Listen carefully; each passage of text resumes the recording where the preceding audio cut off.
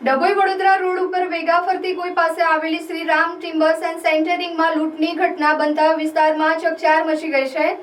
દુકાનના માલિક દરગારામ પીરારામ સુથાર પર 4 બુકાનીધારી લૂંટારાઓએ હુમલો કરી રોકડ રૂપિયા 47,000ની લૂંટ ચલાવી ફરાર થઈ ગયા હતા।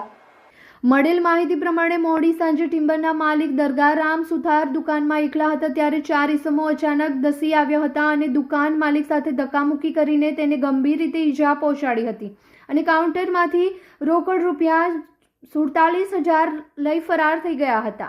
ઈજાગ્રસ્ત માલિકને વડોદરા એસએસજી હોસ્પિટલ ખસેડાયો હતો અને ઘટનાની જાણ થતાં પીઆઈ, ડીવાયએસપી, એલસીબી, એસઓજી સહિત ડભોઈ પોલીસની ટીમ ઘટના સ્થળે પહોંચી તપાસ હાથ ધરી હતી।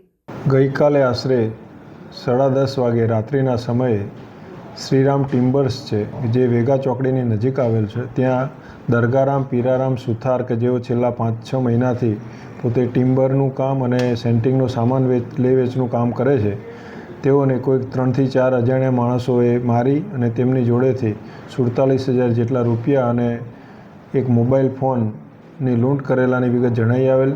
તો રાત્રિના દરમિયાન તેઓની ફરિયાદ લેવામાં આવેલ છે અને તેઓને હાલ સારવાર ચાલુ છે।